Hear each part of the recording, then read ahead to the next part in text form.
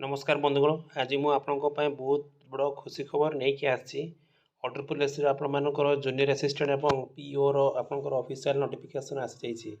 तो देखो ये आपर आज ऑफिशियल नोटिफिकेशन रिलीज कराई नुआ रिक्रुटमेंट तो यहाँ आपर शॉर्ट नोटिस आसी।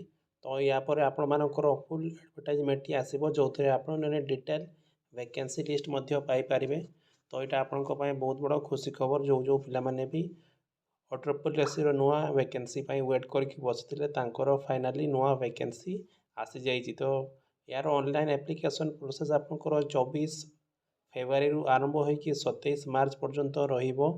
तो जो जो पिलाने भी एथि वेट करके बसचंती से पाठपढ़ा जोरदार करंतु कारण यहाँ आपर फाइनाली रिक्रुटमेंट आसीगला।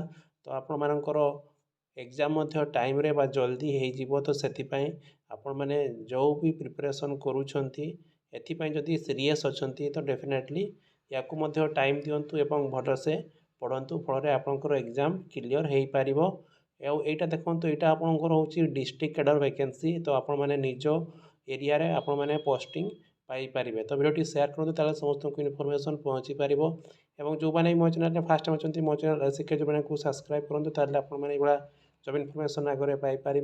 धन्यवाद। जय हिंद।